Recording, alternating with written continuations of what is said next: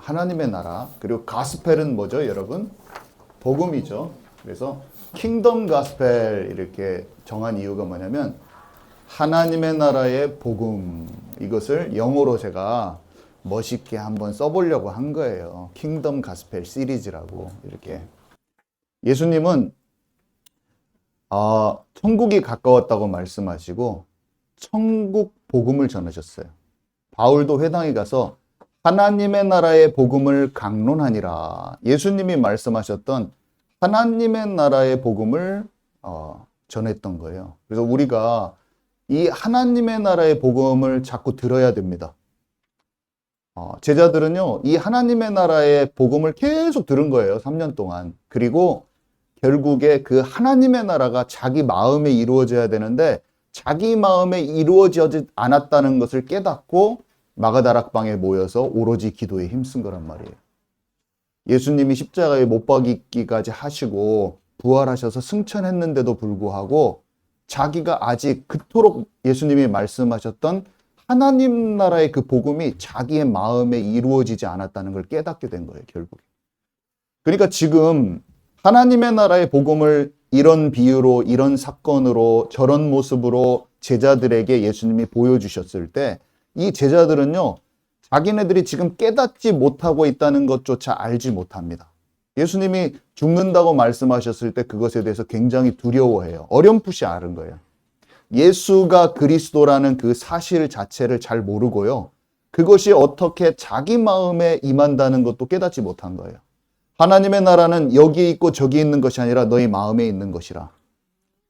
하나님의 나라가 이루어진 그 사람이 천국에 가는 것입니다. 그 사람이 새 예루살렘 성 천국 백성이 되는 거예요.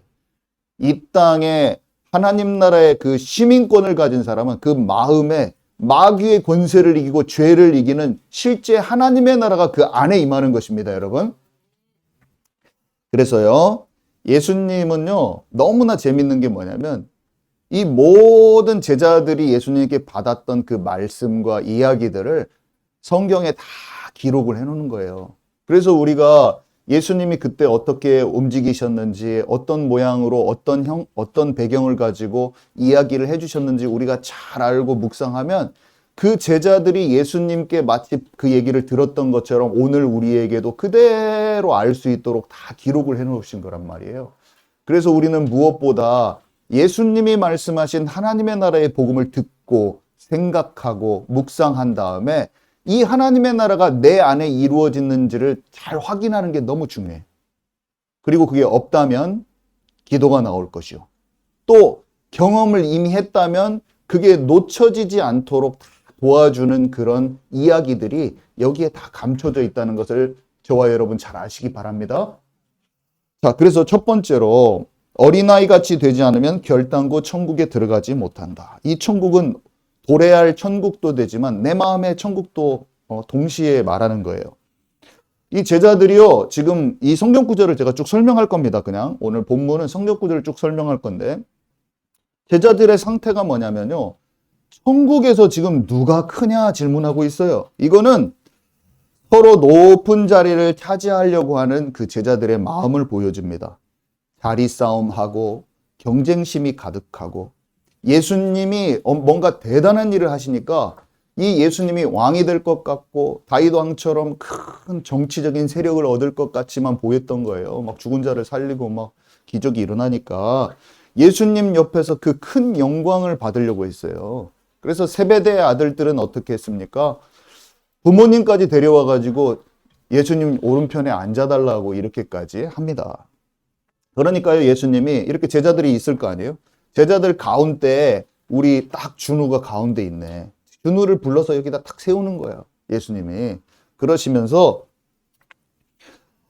이 어린아이 같지 않으면은 안 된다고 이렇게 말씀을 하시는 거예요. 어린아이의 특징을 한번 생각해 보세요, 여러분.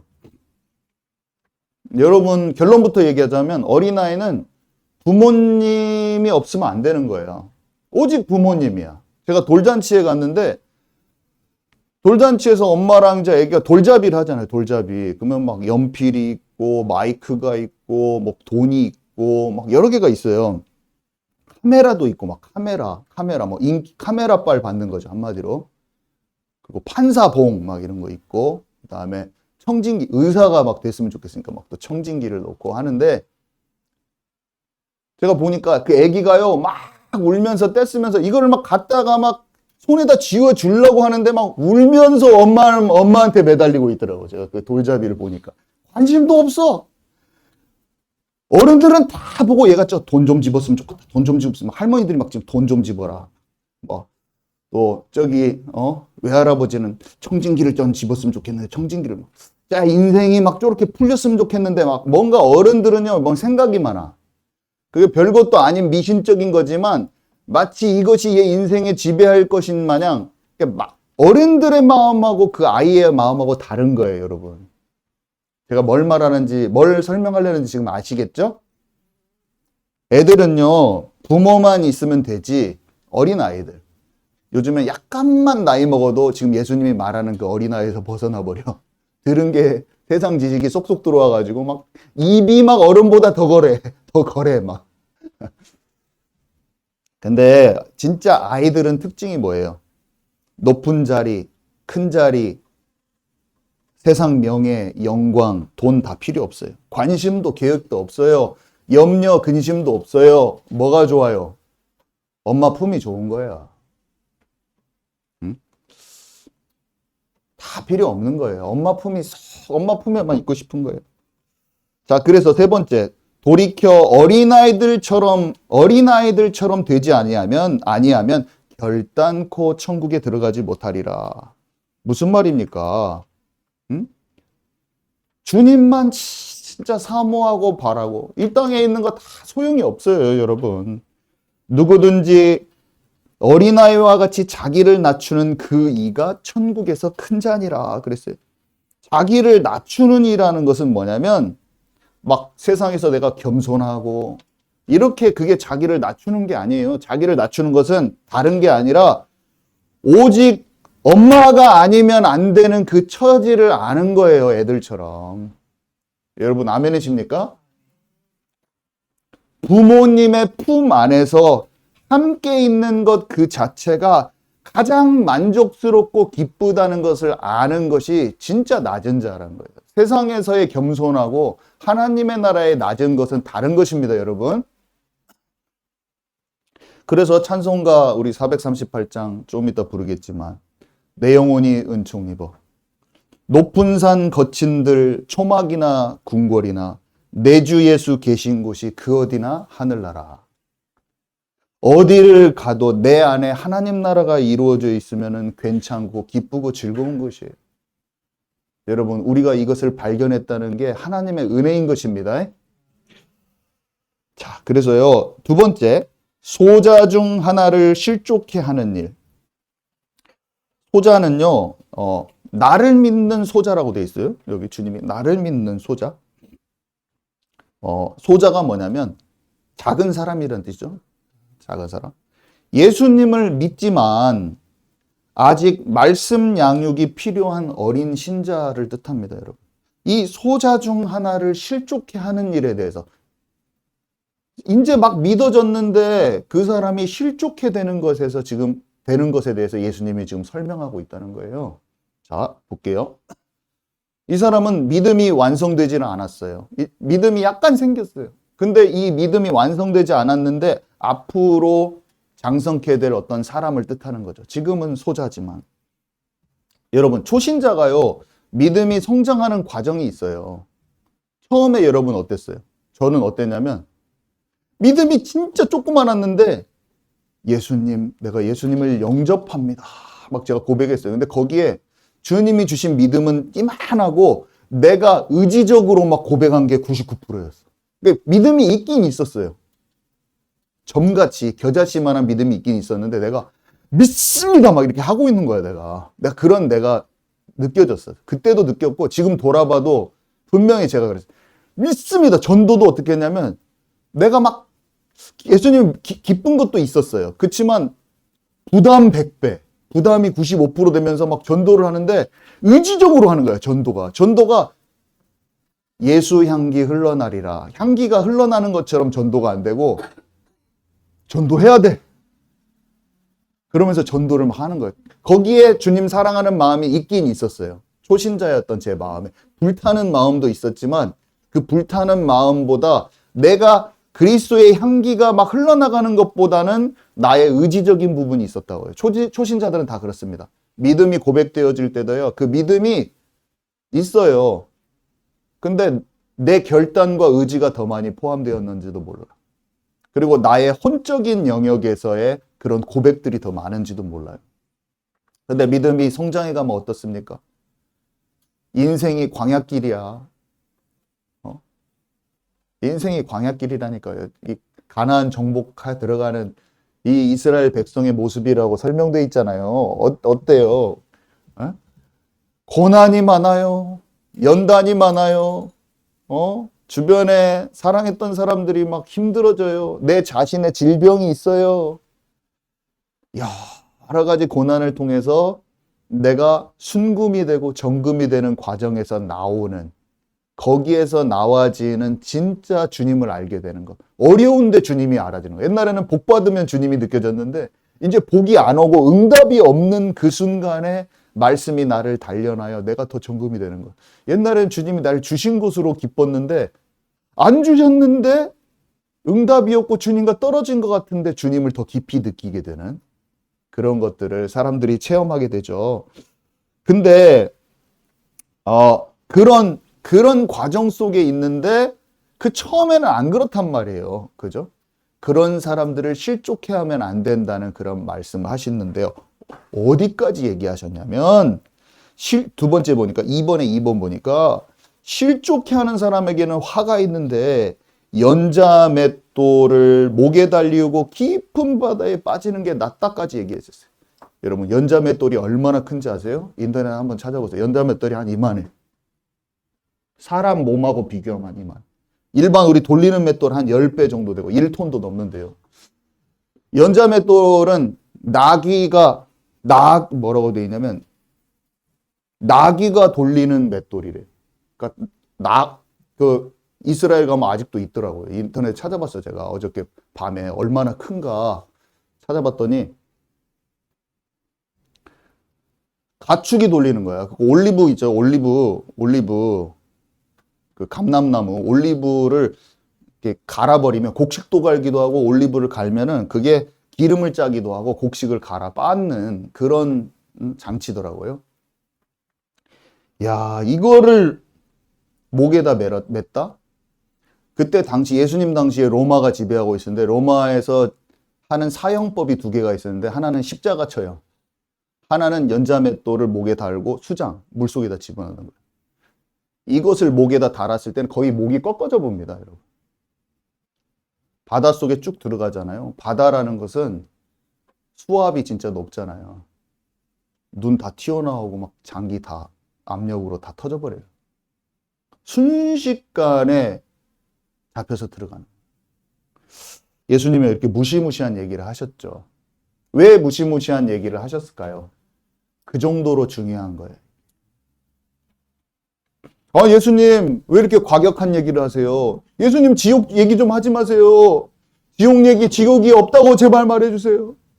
지옥이 있으면 어떡해요? 너무 힘들어요. 지옥이 없다고 제발 말을 좀 해주세요. 연자맷돌 이런 거 너무 과격하잖아요. 연자맷돌 이런 얘기 왜 하세요? 사람들한테 과격하게 왜 그런 얘기를 하세요? 예수님 오늘 제목 뭐예요? 막 눈을 빼버리라고. 여러분 제가 여기서 여러분들 잘못하면 눈가를 빼버릴 겁니다. 팔을 도끼 여기 딱 대세요. 손으로 도끼로 팔을 딱 쳐서 팔을 딱 잘라버릴 겁니다. 이런 얘기를 제가 하면 여러분 목사님이 돼가지고 어디 불경건하게 정영 목사님 말투 좀 바꾸십시오. 표현하는 것에 너무 마음 걸리지 말고 본질의 내용을 여러분 찾으시기 바랍니다. 여러분들 너무 종교적인 사람은 예수님이 말한 그 말도 걸고 넘어갈 사람들이 되게 많아. 예수님이 도끼로 찍어버리라고. 네가 실수하면 네 팔을 도끼로 찍어버려. 예수님이 말했다는 거예요. 네 눈가를 빼버려야 돼. 말했다는 거예요. 예수님이. 네 눈알을 빼버려야 돼. 몸 전체가 지옥에 드는, 목사님들 지옥 얘기 좀 하지 마세요. 뭐 잘못 조금 했다고 팔 잘라내고 그런 얘기 좀 하지 마세요. 예수님이 한 말인 것을 아시기 바랍니다. 얼마나 그것이 그 심각성을 알아야 돼요. 여러분 손이 날아가는 거예요. 손 딱 잘려가지고. 손 잘려서 날아갈 일을 기다리고 계신 분이 주님인 걸 아시기 바랍니다. 여러분 진짜예요. 그때 당시에는 유대 종교자들, 종교 지도자들, 예수님 당시에 바리새인, 서기관, 사두개인, 이 사람들이 제가 전에도 얘기했지만 이 사람들이 복음을 알 수 있는 좋은 시스템이란 시스템은 다 가지고 있었습니다. 성전이 여러분 어떤 것인지 아시죠? 모리아 산에서 아브라함이 이삭을 바쳤던, 이삭을 바치려고 했는데 자기 아들 대신 수양이 준비되어 있었던 예수 그리스도의 그 예표. 그래서 그 자리에 솔로몬 성전이 세워져서 6월절에 출애굽한 그 구원의 비밀을 상징하는 예수 그리스도를 상징하는 흠없는 어린 양이 수만 마리가 매년 드려졌던 그곳. 그 성전에 제사를 드리고 있고 예수님 죽을 때도 6월절 어린 양 피제사 드리고 있으면서 예수님 십박자가에 못 박아버린 거야. 예수님이 그 어린 양인 걸 못 알아보고 십자가에 못 박아버린. 하나님이 아브라함을 통해서 마태복음 1장에 족보가 써 있잖아요. 아브라함이 누굴 낳고 아브라함을 부르신 이유는 예수 그리스도를 보내기 위함인 걸 모르는 거예요. 아담에게 약속하신 여자의 후손이 뱀의 머리를 박살내버리겠다는 사탄의 권세를 박살내고 하나님 만나는 이 생명의 길을 열겠다는 것을 까마득하게 모르고 있는 거예요. 유대 종교 지도자들이. 여러분 아멘이십니까?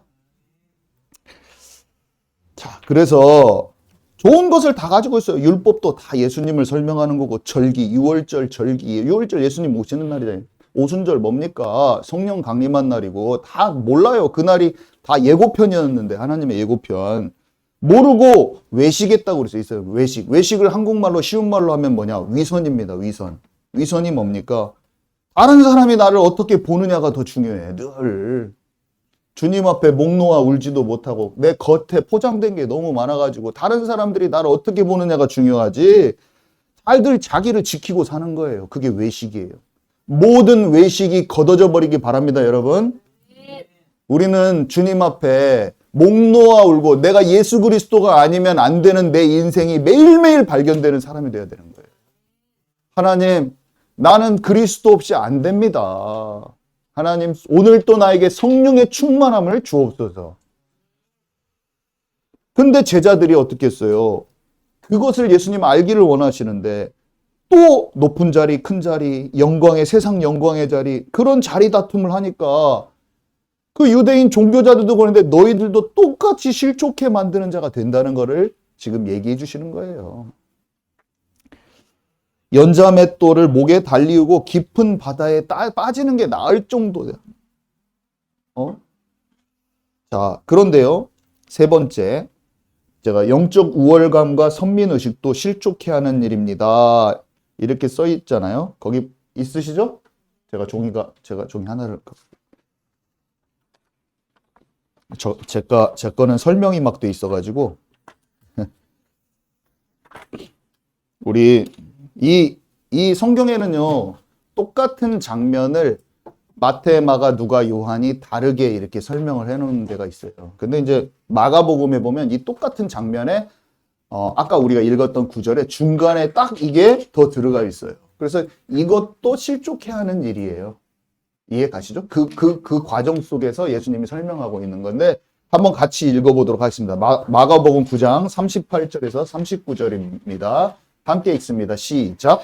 요한이 예수께 여짜오되 선생님, 우리를 따르지 않는 어떤 자가 주의 이름으로 귀신을 내쫓는 것을 우리가 보고 우리를 따르지 아니하므로 금하였나이다. 예수께서 이르시되 금하지 말라. 내 이름을 의탁하여 능한 일을 행하고 즉시로 나를 비방할 자가 없느니라. 네, 요한은 지금 예수님과 함께 같이 제자들이 막 예수님을 따라다니고 있잖아요. 근데 옆에 뭔가 주의 이름으로, 예수님의 이름으로 귀신을 쫓아내면서 뭔가 그렇게 하는 사람들이 있는 거예요. 그러니까 요한이 그 사람들을 또 하지 말라고 막 금지하고 다니려고 그래. 요한이 어떠냐면 지금 상태가 예수님 막 옆에 막 앉게 해달라고. 요한도 그런 거예요. 지금 다 같이. 그러고 있는데 옆에서 예수님 자기네들이 최고 팀인 거야. 한마디로. 우리가 최고인 거야. 그러니까 옆에서 니네들이 뭔데 예수님 이름으로 막 하고 막 이렇게 하는 거예요. 여러분, 내 수준에서 그리스도의 몸을 평가하는 것 자체가 실족해 하는 것인 걸 깨달으시기 바랍니다. 성경에 다 기록되어 있는데요. 사람들이 눈이 닫혀가지고 우리 교단이 최고야, 우리 단체가 최고야, 우리 사역이 최고야, 우리가 하는 운동이 이 시대에 하나님이 원하시는 그 운동이야. 자부심이 넘쳐가지고 그 자부심까지는 가져도 되죠. 왜냐하면 영적 정체성을 올바로 갖는 것은 참 중요한 일입니다. 하나님의 자녀로서 하나님이 나를 영적 지휘관으로 부르셨다. 막 해서 세상 것 관심 대신에 내가 영적인 제너럴이야. 내가 장군이야. 이 영적 싸움에 승리해야 돼. 이런 건 좋아요. 근데 그걸 넘어서가지고 영적인 일도 자기 생각, 자기 틀, 자기 고정관념에 갇혀가지고 남들 다 무시해.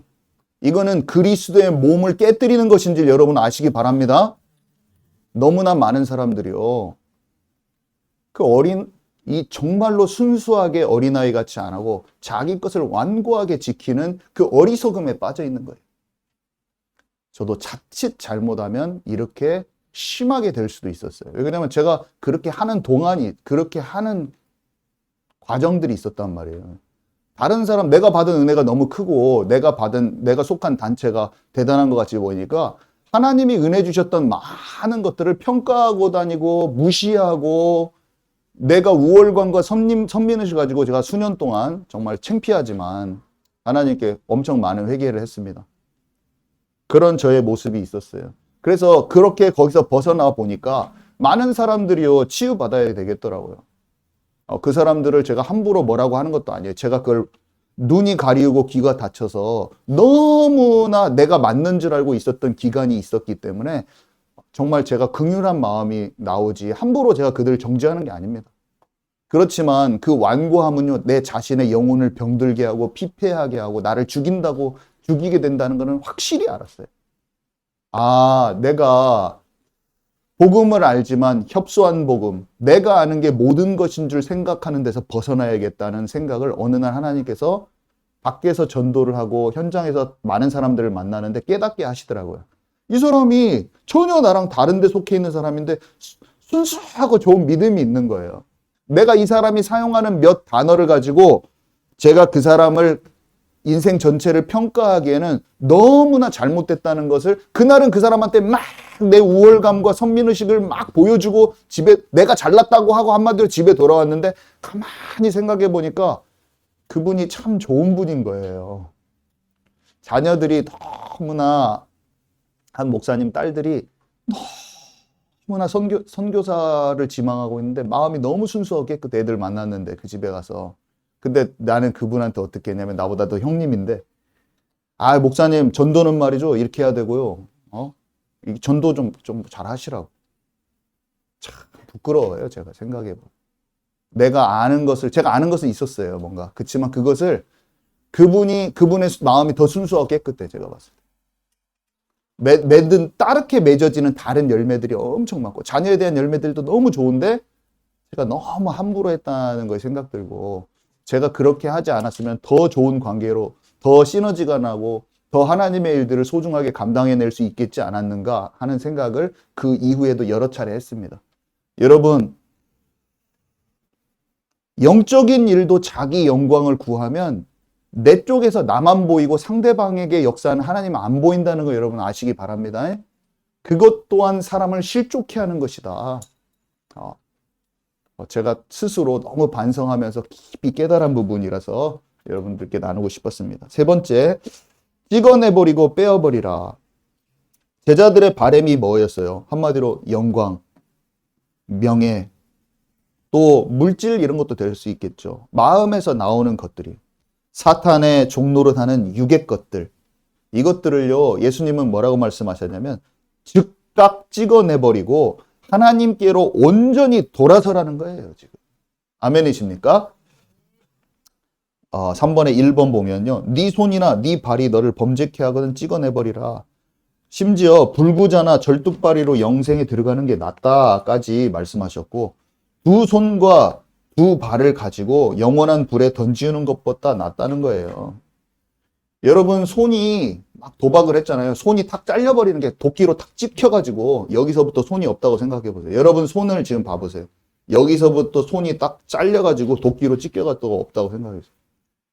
손이 도끼로 찢겨가지고 화투창을 날리던 손이 도끼로 찍혀가지고 없고 거기에 집착되지 않고 영이 구원받는 게 더 낫다고 말하는 거예요. 실제적인 말입니다. 예수님은. 예수님은 언제라도 우리 손을 도끼로 찍어버릴 수가 있어요. 왜냐? 내 영혼이 살기로. 그래서 심지어 어떤 사람에게 치명적인 사고가 났는데 그 사고가 하나님이 그 영혼을 붙드심일 수도 있습니다, 여러분. 제가 양영진 씨라고 전북대학교 암센터에서 만났는데 이분이 췌장암으로 한 달 만에 돌아가셨는데 이분이 저한테 고백을 하는 거예요. 한 달 동안 하나님을 찬양하면서 췌장암 그 막 치유를 받고 막 항암 치료를 하고 속에서 막 뭐를 긁어내고 난리를 하면서 한 달이 딱 돌아가셨는데 저한테 이렇게 말씀하시는 거예요.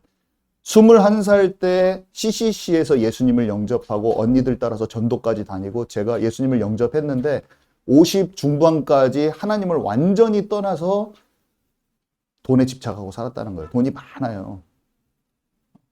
뭐 150억대 자산가야, 엄마가. 근데 돈이 너무 많아. 근데 이분이 딱 저한테 하는 말이 하나님이 자기하고 눈에 보이지 않는 실처럼 연결되어 있는 것을 자기가 지금까지 그때 주님 영접하고 고백한 것을 잊지 않으시고 자기를 췌장암이라는 도구로 자기를 불러주셨다는 거예요. 그리고 나를 고치시고 회복시키시면 내가 평생을 예수님을 전하는 자로 살 것이요. 만약에 하나님이 나를 데려가신다면 그것이 나에게 가장 선하신 하나님의 계획인 것을 믿고 기쁨으로 찬양하면서 하나님께 가겠습니다. 도우미 아줌마가 천주교인데 한 달 동안 복음을 전하고 평생 원수되어 있던 자기 숙부, 전북대 교수님이었는데 그 목사님 이상하게 정말 미웠는데 소년 같아요. 우리 고숙인가 누군가. 맨날 안아드렸더니 그분이 어느 날은 찾아오셔서 그 암센터 앞에 병실 앞에서 기다리고 있어요. 저를. 그러더니 저한테 90도로 할아버지가 인사를. 얼굴이 황고한 사람이. 목사님 도대체 어떻게 했길래 제가 저렇게 바뀌었습니까? 그래서 제가 예수님을 믿었다고 말해줬죠. 사람이 180도, 그 묵었던 오랜 짐, 원수 맺었던 그 모든 것이 평생의 원수 맺었던 걸 딱 풀어버리고 그 사람을 계속 안아준 거예요. 계속 안아준 거예요. 너무 사랑스럽다는 거예요. 예수님의 사랑이 이 사람을 덮어버리니까 꿈을 꾸는데 계속 계시가 와. 엄마가 자기를 신유사역자들, 전국에 있는 신유사역자들 7팀을 불러서 이 사람을 치유하려고 하는데 그 신유사역자들이 전부 다 돈만 받고 예수님을 안 전한 사람들이었어요. 예수 그리스도를 떠나라만 하고 가서 아무도 복음을 안 전하고. 근데 제가 8번째 가가지고 복음 전해서 예수님 영접하고 하나님 자녀가 된 거예요. 그리고 죽었어요. 그 하나님의 계획인 거죠. 하나님의 계획을 모르는 신유사역자들이 간 거죠. 하나님의 계획을 모르고 자기 의도대로 고치려고 하는 신유사역자들이 갔어요. 살리는 것은 영이니 육은 무익하니라. 우리 인생은 언제나 끝납니다. 언제든지. 그분이 예수님을 만난 거예요. 그분이 진짜 목사님 오늘 CTS는요. 이 목사님이 말씀하셨는데 내가 가서 말씀을 전하는 게 아니라 나는 그분에게 임한 은혜를 듣고만 오는 거예요. 매일 가서. 매주 2-3번씩 가서 한 달을 4주를 그렇게 하다가 가셔서 목사님 저희 장례식 때는 우리 모든 가족과 친척들에게 전부 다 복음을 전해 주십시오. 4번 복음을 전했다니까 그 가족들한테. 믿지는 않았지만 계속 전하고 아주 자녀들한테 또 전하고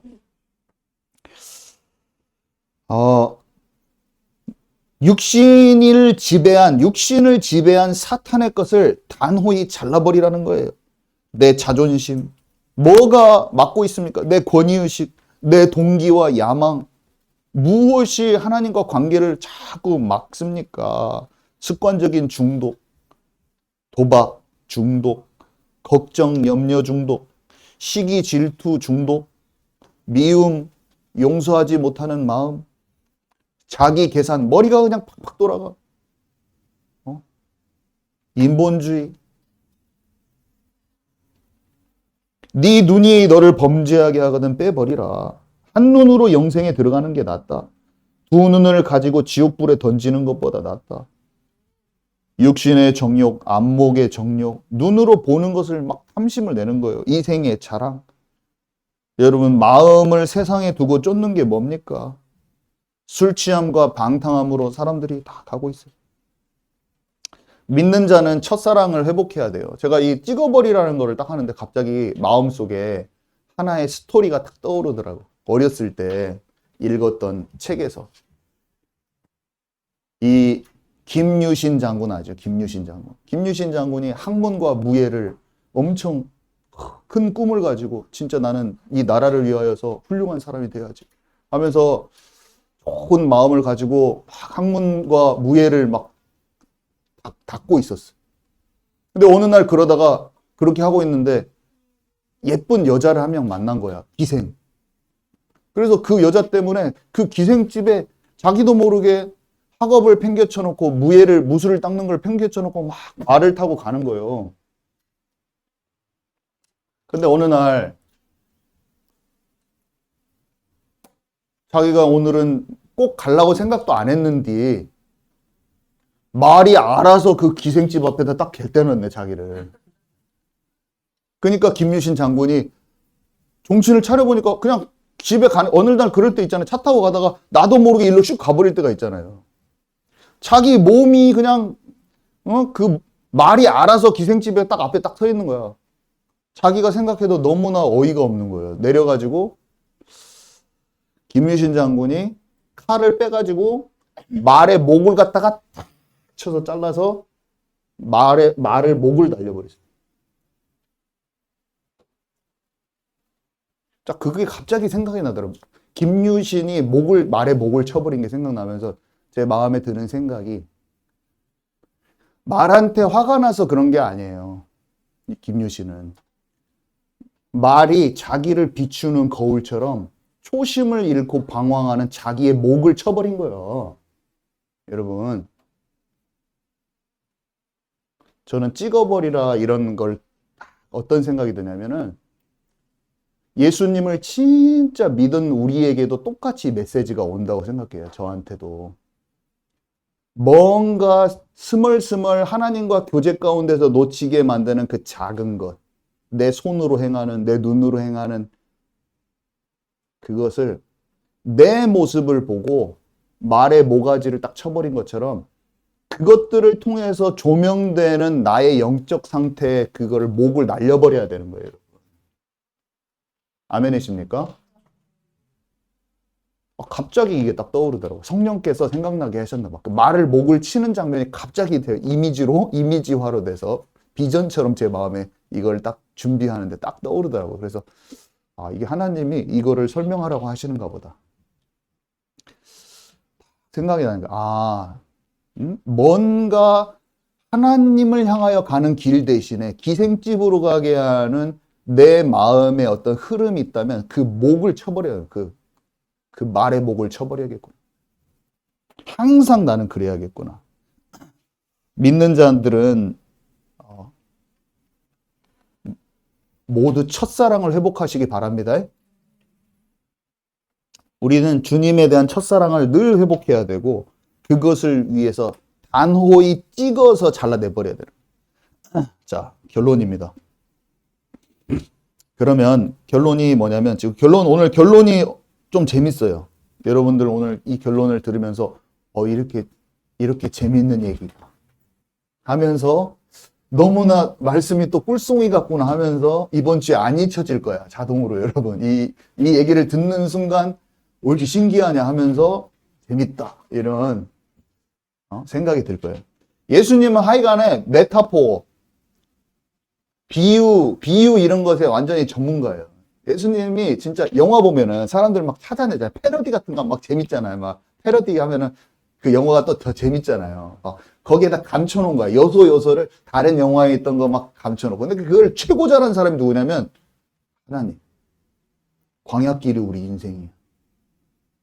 막 다 찾아내기, 막 숨은 그림 찾기 같아요. 저는 보면은 막 찾아내는 게 재미있어. 비유에도 숨겨놓고 이야기에도 무화과 나무의 열매가 맺히지 않는다. 이스라엘을 보고 얘기하는 거거든요. 암탉이 자기 새끼를 날개 아래 한 것처럼 내가 너희들을 얼마나 품으려고 했는지 아니? 근데 그걸 나중에 제가 나이가 들어가지고 암탉이 새끼를 어떻게 품는가를 찾아보면은 영상에 나오는데 너무 재밌어요. 막 자기 새끼들을 이렇게 품는 거야. 근데 그런 게 너무나 잘 표현을 한 거예요. 그런 게 한두 개가 아닌데 성전도 그렇고 성전이 예수님이잖아요. 근데 이 모든 것을 발견하기를 원하시는 거예요. 우리가 이 성경을, 이 시대의 성경을 읽으면서 주님이 감춰놓은 그 스토리들을 다 찾아서 말씀을 씹어서 먹어라. 말씀을 놔야 그 말씀을 씹어 먹기 좋게 재미있는 걸 다 숨겨놨어요. 영화에서 패러디를 찾아내는 것보다 성경 말씀에 감춰놓은 진리들과 비밀들을 발견할 때 다윗의 고백이 우리 입에서 나오는 것입니다. 하나님의 말씀이 꿀송이처럼 더 단 것이 느껴지는 거예요. 하나님의 말씀이 꿀송이 같은 사람은 정말로 내 발의 등이 되고 내 길에 빛이 되는 것을 체험할 수가 있어요. 여러분. 그래서 우리가 근데 찍어내버리고 빼는 것을 우리의 열심으로 하면은 잘 될까요? 안 될까요? 찍어내버리고 빼내는 것이 다 지쳐요. 힘들고. 그죠? 그래서 예수 그리스도임을 알고 믿고 하나님의 나라가 내 안에 들어와서 성령 충만 받을 때만 되는 거예요. 여러분. 그것 비밀을 모르고 딱 들으면은 찍고 버리려고 하다가 힘들어서 죽는 거예요. 막 두렵거나 하다가 죽는 거예요, 여러분. 그래서 이 18장이 있기 바로 직전 17장 22절에서 27절을 보면은 예수님이 무엇을 알기를 원했는가, 사실은. 그 찍어버리고 그럴 힘이, 마귀 권세를 이기는 힘이 어디 있는가를 사실은 거기에서 막 말씀하시려고 막 하고 계속 그걸 천국에 대해서 얘기하시고 계시거든요. 그 얘기를 오늘 보면 너무 재밌을 겁니다. 우리 함께 읽도록 하겠습니다. 마태복음 17장 22절에서 27절을 제가 설명 쭉 하고 이제 마칠 건데요. 함께 읽도록 하겠습니다. 시작. 갈릴리에 모일 때 예수께서 제자들에게 이르시되 인자가 장차 사람들의 손에 넘겨져 죽임을 당하고 제3일에 살아나니라 하시니 제자들이 매우 근심하더라. 가버나움에 이르니 반세겔 받는 자들이 베드로에게 나와 이르되 너의 선생은 반세겔을 내지 아니하느냐 이르되 내신다 하고 집에 들어가니 예수께서 먼저 이르시되 시몬아 내 생각은 어떠하냐 세상 임금들이 누구에게 관세와 국세를 받느냐 자기 아들에게냐 타인에게냐 베드로가 이르되 타인에게니이다. 예수께서 이르시되 그렇다면 아들들을 세를 면하리라. 그러나 우리가 그들이 실족하지 않게 하기 위하여 내가 바다에 가서 낚시를 던져 먼저 오르는 고기를 가져 입을 열면 돈 1세겔을 얻을 것이니 가져다가 나와 너를 위하여 주라 하시니라. 아멘. 여기 보면은 여기가 갈릴리잖아요. 갈릴리는 북쪽이에요. 갈릴리 바닷가가 있잖아요. 그 다음에 사마리아가 여기가 유대 땅이란 말이에요. 예루살렘 성전 있는 예루살렘이 있고. 그러면은 여기가 옛날에 남유다 북이스라엘 지방이었기 때문에 갈릴리 예수님은 갈릴리의 나사렛이고 여기 가버나움 지역이 가버나움 주민이야. 갈릴리 사람이에요. 베들레헴에서 났지만 아버지 요셉이 갈릴리 사람이란 말이에요. 태어나기는 베들레헴 막 이집트 갔다 오면 하잖아요. 태어날 때. 근데 그때 말고 여기서 자라고 컸어요. 예수님 갈릴리 사람이에요. 나사렛에서 뭔 선한 것이 나겠냐. 유대 사람이 봤을 때는 갈릴리가 촌구석이에요. 우리는 서울에서 전주가 촌이잖아요. 근데 여기가 수도야, 이 사람들은. 사마리아 사람들은 옛날 북이스라엘 때 혼혈되고 막 그래가지고 여기서 유대에서 사마리아는 거의 처주들을 안 해. 여기에 요단강 이런 게 있잖아요. 그리고 여기가 베레아 지역인데 여기에 베다니 마을이 있어. 베다니 마을이 누구예요? 베다니. 마리아, 마르다, 나사로, 베다니. 여기 가까워요. 여기 예루살렘이고. 그리고 예루살렘, 예수님이 막 여기서 왔다 갔다 갈릴리에서 대부분 그 성경에 나온 게 다 갈릴리에서 있었다는 거예요. 그 다 예수님 가버나움, 여기 막 가버나움, 나사렛 여기서 막 왔다 갔다 하고 제자들 만나고 전부 다 스토리가 여기서 있어요. 예수님이 나중에 유대 광야, 그 마귀한테 시험당한 유대 남쪽에 있는 광야가 여기 있고, 예수님이 나중에 십자가에 못 박기로 여기로 들어오시잖아요. 나귀 타고 입성하시잖아요. 입성. 예루살렘 성에. 예루살렘에 입성하시잖아요. 여기가 마가다락방에 있는 그 예루살렘이잖아요. 유대 사람들은 한마디로 서울 사람들이 엄청 무시하는 갈릴리 사람들이고, 사마리아는 거의 상종 못할 사람들이라고 사람 생각했어요. 예수님이 여기로 건너올 때 막 여기로 관통해서 오지 말고 막 이리로 돌아가자고 하고 막 그런 것이 있는 거예요. 대충 이렇게 알면 됩니다. 재밌죠? 갈릴리 지역에서 가버나움에서 지금 있는 거예요. 갈릴리라는 그 동네 안에 가버나움, 나사렛 그런 도시들이 있는데, 여기 보면은 갈릴리에 모일 때 예수께서 제자들이 이르시되, 이렇게 자기가, 인자는 자기를 뜻하거든요. 인자가 장차 사람들의 손에 넘겨져 죽임을 당하고 제3일에 살아나리라. 그러니까 자기가 죽을 거 하고 부활한다고 말했는데, 내가 죽었다고 부활한다고 말한다고 그 사람들이, 제자들이 들었는데 진짜로? 진짜로 그렇게 될까? 왜 그러면 자기의 마음의 바램은 뭐예요? 다윗 왕처럼 정치적인 혁명가가 되고 또 막 나라들을 막 왕으로 지배하면서 막 그런 욕구들이 있고, 잘 몰라. 영적으로 사실 잘 몰라. 영이 확 깨어있지 않아가지고 자기 욕심도 많고 막 그런 상태여가지고 예수님이 그리스도로 듣기는 들었어. 그리고 그걸 쫓아가고자 하는 마음도 있어. 다른 사람들보다는 훨씬 있어. 예수님이 그리스도라고 말하기도 하고. 근데 예수님이 십자가에 못 박힌다고 하니까 막 죽으면 안 돼요. 막 베드로처럼 막 말하기도 하고. 제자들은 마가복음 9장 32절에 보니까 뭐라고 써 있습니까? 한번 읽어봅시다. 우리 함께 읽도록 하겠습니다. 그 밑에 시작. 네, 이 말씀을 깨닫지도 못하고 묻기도 두려워하더라. 마가복음에 보면 또 써 있는데, 깨닫지도 못하고 두려워해요. 왜 그러냐면 예수님이 진짜 내 옆에 있는 선생님이 갑자기 죽는다고 하니까 그게 진짜로 일어나면 또 안 되고, 진짜 일어날 것 같기도 하고 아니었으면 좋겠기도 하고, 막 자기가 맞고 싶기도 하고, 막 베드로는 맞고 싶기도 하고, 막 이게 복잡한 거예요, 심경이. 그리고 지금 주님 따라다녀야 되는데 주님이 또 없어지면 어떻게 또 애들 다 흩어져야 되잖아요. 근데 예수님은 계속 뭘 말씀하고 싶으냐면, 내가 그리스도야. 그리스도의 일을 하게 될 거다. 요한복음 19장 30절. 내가 다 이루었다. 하나님께서 아담을 통해서 여자의 후손이 뱀의 머리를 박살낼 것이다. 아브라함을 통해서 그 땅에 가야 될 이유, 천하 만민이 복을 받을 것이다. 여자의 후손이 십자가, 성육신 십자가 부활 사건을 통해서 이 세상의 모든 사람의 구원이 되는 그 생명의 길을 열어버려야 되는 그 사건이 필요한 거예요. 예수님은 그것을 지금 자기 인생의 하나님의 경륜 가운데 그게 이루어질 것을 놓고 가고 있는데 못 알아들어. 제자들은 예수님을 믿지만 고난받으시고 부활하신다는 것이 확실히 안 믿어지는 거죠. 근데 그런 과정에서 어떤 사람이 가버나움에 딱 갔는데, 가버나움에 이르니 반세겔 받는 자들이 베드로에게 나와서 반세겔을 내라. 반세겔. 세겔은 화폐 단인데, 그죠? 달란트처럼 뭐 이런 거죠. 문화처럼. 세겔. 근데 성전세예요. 그게 성전세. 성전세. 이스라엘의 20세 이상 된 남자들만 내는 성전세. 제가 자료를 찾아봤더니 뭐라고 써있냐면, 잘 들어보세요. 이스라엘 백성은 생명의 속전을 성소의 세겔대로 반세겔씩 바쳐야 했습니다. 이것은 성막 봉사에 쓰게 됩니다. 이스라엘 백성이 드리는 생명의 속전은 죽음에서 구원하여 주신 은혜에 감사하다는 뜻에서 드려지는 그런 헌금이었습니다. 성전세는 매년 납부한 것으로 알려져 있습니다. 성전세는 또 유대인의 절기에 그때 냈다고 알려져 있습니다. 근데 내라고 하니까 예수님이 뭐라고 하시냐면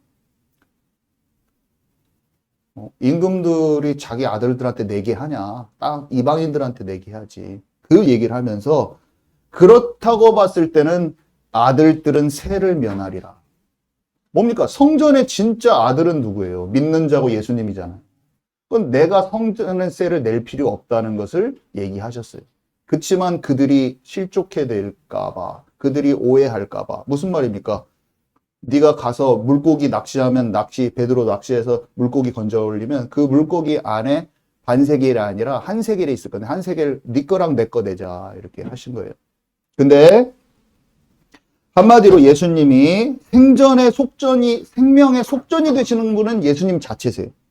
그리고 성전 그 자체 되시는 분이기 때문에 성전세를 내야 할 이유가 없습니다. 그러나 그들은 알아보지 못하고 예수님이 성전에 대해 어떤 태도를 갖고 있는지 율법적으로 정죄하려고 이렇게 딱 걸어가지고 죽이려고 한 거예요, 사실은. 근데 예수님은 율법으로 파괴하고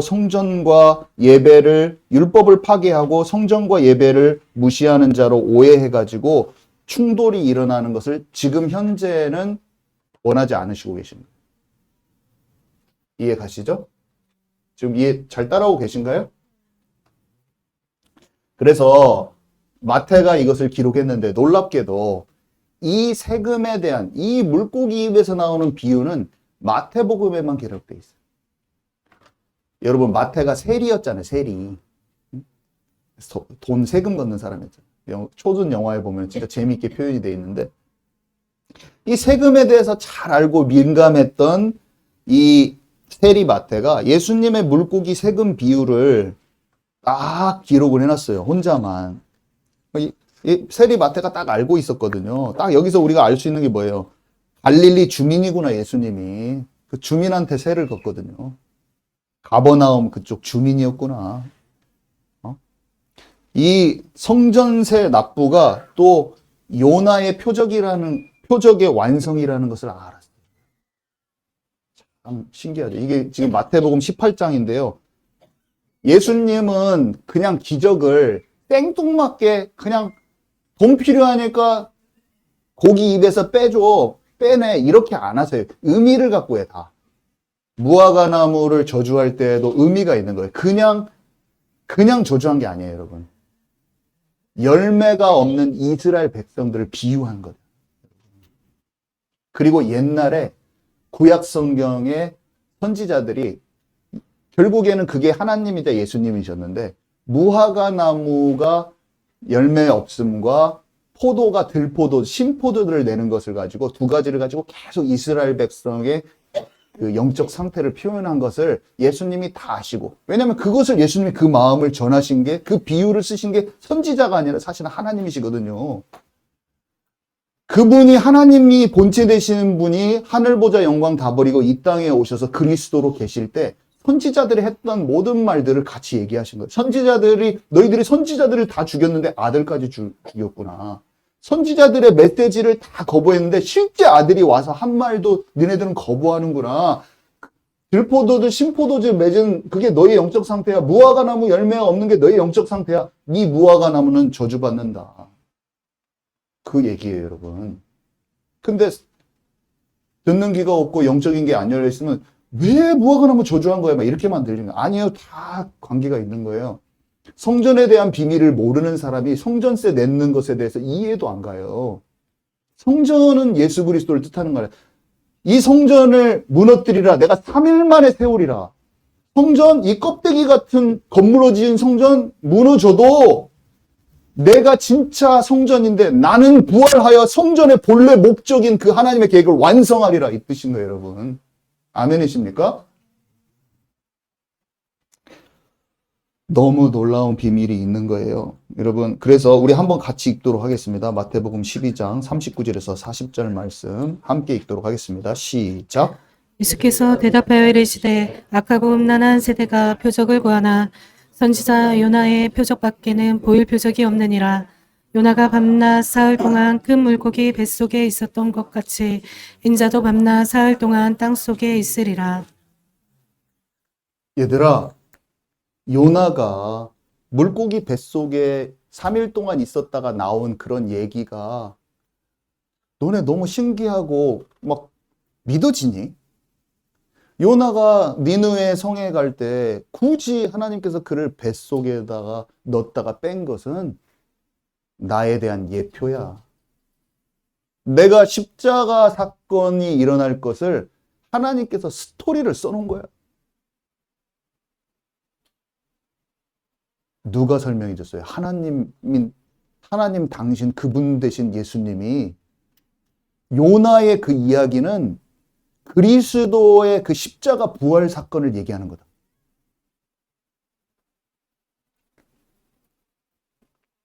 그러면서 오늘 물고기 얘기가 뭐겠어요, 여러분?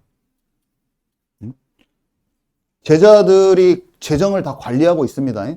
그러면 재정 관리하는 데서 한 세겔 내 그러면 되는데 안 하고 굳이 바다에 낚시 던져서 건져오는 고기가 토해낸 그것이 거기에 성전세가 있어.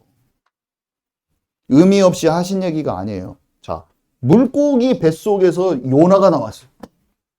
물고기 뱃속에서 돈이 나왔어. 성전세가 나왔어. 물고기 뱃속에서 나온 요나는요, 십자가 부활 사건을 뜻해요. 하나님 예수 그리스도의 그 일을 뜻해요. 물고기 뱃속에서 나온 돈은요, 생명의 속전이에요. 구원에 감사해드리는 헌금이에요. 예수 그리스도의 그 일인 거예요. 아멘이십니까? 야, 물고기 뱃속에서 나온 요나는 그리스도에 대한 예표야. 성전세 그거 요나가 뱃속에 나온 십자가 부활 사건을 기억해. 그것이 먼저 있었던 거란 말이야. 그 표적도 주셨다. 야, 성전세 그게 뭐냐? 나야. 내가 성전의 본체다. 장차 6월절 어린 양 거기에 6월절 어린 양을 그토록 드리는데 6월절 어린 양이 뭔지를 모른다. 근데 그게 십자가 사건이야. 흠없는 어린 양이 나야. 그리스도에 대해서 알기를 원하시고 그들이 십자가에 못 박힌 걸 두려워하고 하고 있는데 지금 또 바로 이어서 물고기 그걸 통해서 성전세 이거를 통해서 내가 그리스도라는 걸 얘기하고 나는 세례 요한도 아니요 엘리야도 아니요 예레미야도 아니요 너희는 나를 누구라 하느냐 주는 그리스도시요 살아계신 하나님의 아들이십니다. 바요나 시몬아 네가 복이 있도다. 이를 너에게 알게 하니는 너의 혈육의 아버지가 아니요 하늘아버지께서 너를 알게 하셨으니 음부의 권세가 이기지 못하는 이 믿음 위에 반석 위에 교회를 세우리라. 우리가 예수 그리스도를 믿고요. 성령 충만 받고요. 하나님과 관계가 합해지면 뭐가 됩니까? 우리가 살아있는 교회가 되는 것입니다. 그래서 예수님이 진짜로 알기 원하시는 것은 예수가 진짜 그리스도였구나. 천국을 얻는 것은 예수가 그리스도임을 알고 믿음으로 받고 내 마음에 담길 때 성령이 역사하기 시작하시는구나. 그래서 십자가 부활 사건 이후에 제자들이 이걸 딱 깨달은 거예요. 아, 이걸 모르니까 내가 십자가에 도망가기만 했지. 내가 이걸 모르니까 예수님 말 다 못 알아들었지. 나는 하나님의 나라가 진짜 천국이 내 안에 임하기를 원해요. 하나님 사람으로 할 수 없으니 하늘에서 덧입혀지는 그 은혜가 내게 임하게 하옵소서. 그래서 같이 마가다락방에 모여서 핍박받고 죽여도 기도할 때 성령이 각 사람 가운데 불같이 갈라지는 혀와 같이 임한 것입니다, 여러분. 그래서 우리가 이거를 알아야 돼요. 우리가 이거를 깨닫기를 알고 알기를 원하시는 거예요.